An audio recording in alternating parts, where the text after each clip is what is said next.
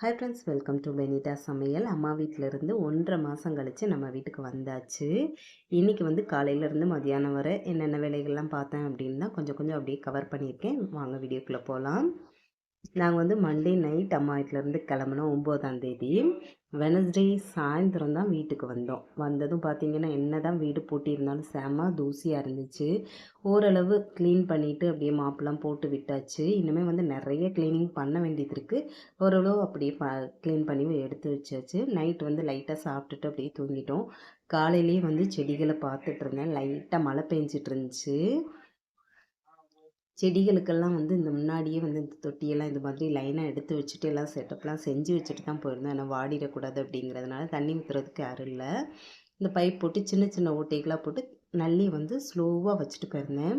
அதனால் ஓரளவு செடிகள்லாம் எதுவுமே வாடலை. ஒரு 2-3 செடிகள் மட்டும். அது கூட வெயில் இல்லாததுனால தான் துளசி, அப்புறம் ஒரு மல்லிகைப்பூ செடி இதெல்லாம் வாடி போச்சு. மற்றதெல்லாம் சூப்பராக இருந்துச்சு. அதே மாதிரி காடு மாதிரியே ஆயிடுச்சு. திராட்சை செடியெல்லாம் பார்த்தீங்கன்னா வீடு ஃபுல்லாக அங்கேயும் இங்கேயும் அப்படி கிடந்துச்சு.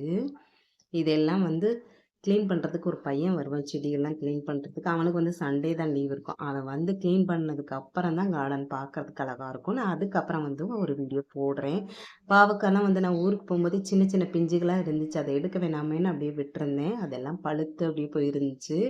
தூதுவளையும் வந்து லைட்டாக அப்போ தான் சின்ன செடியை தழுத்து வந்துருந்துச்சு. எவ்வளோ பெருசாக இருக்குன்னு பாருங்கள். வெத்தலை எல்லாமே சூப்பராக இருக்குது. துளசிலாம் நல்லா பெரிய செடியாகவே ஆயிடுச்சு. ஃபுல்லாக விதையெல்லாம் வந்து. ஆனால் இது பக்கத்தில் போகிறதுக்கு கொஞ்சம் பயமாக தான் இருந்துச்சு. ஏன்னா உள்ளே என்ன இருக்குன்ட்டுலாம் தெரியாது.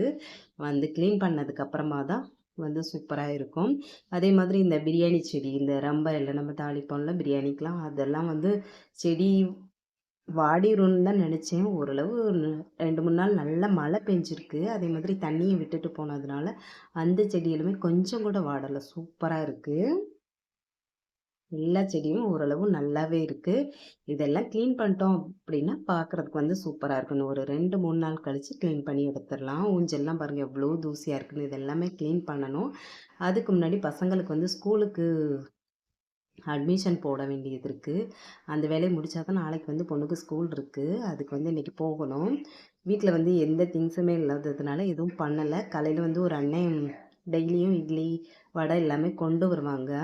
அவங்ககிட்ட தான் வந்து வடை வாங்கியிருந்தேன். மெதுவடை பசங்களுக்கு ரொம்ப பிடிக்கும். இட்லி இது எல்லாமே கொண்டு வருவாங்க. சாம்பார் சட்னி வந்து நம்ம வீட்டில் வைக்கிற மாதிரியே நல்லா டேஸ்ட்டாக இருக்கும். அதெல்லாம் வாங்கி எடுத்து வச்சுட்டேன். பசங்க 2 பேரும் நல்லா தூங்கிட்டு இருக்காங்க. எந்திரிச்சாங்கன்னா அது வந்து எடுத்து சாப்பிட்டுக்குவாங்க. நான் வந்து டீ போட்டு பக்கோடா வந்து மாவு பக்கோடா வீட்டிலேருந்து வாங்கிட்டு வந்திருந்தேன். அதை வச்சு சாப்பிட்டுட்டு கிளம்பிட்டேன். வீட்டுக்கு வர்றதுக்கு வந்து 1:30 மணி ஆயிடுச்சு. நம்ம அம்மா வீட்டில் 1.5 மாதம் கிச்சன் பக்கமே போகலை. டயத்துக்கு சாப்பாடெல்லாம் ரெடியாக இருக்கும். இங்கே வந்து என்ன தான் வெளியிலலாம் போயிட்டு வந்தாலும் நம்ம சமைச்சா தான் சாப்பிட முடியும். 2-3 நாளாக ட்ரெயின்லேயும் வந்து பிரியாணி, சப்பாத்தி அந்த மாதிரி தான் சாப்பிட்டோம். அதனால் ரசம் வச்சு சாப்பிட்ணுன்னு ஆசை இருந்துச்சு. ஞாபகம் இருந்த பொருள் மட்டும் 1, 2 வாங்கிட்டு வந்தேன். ஏன்னா வீட்டில் எதுவுமே கிடையாது. வாங்கிட்டு வந்து ஆச்சி ரசப்பொடி தான் வாங்கிட்டு வந்திருந்தேன். அதுக்கு தக்காளிலாம் இல்லை.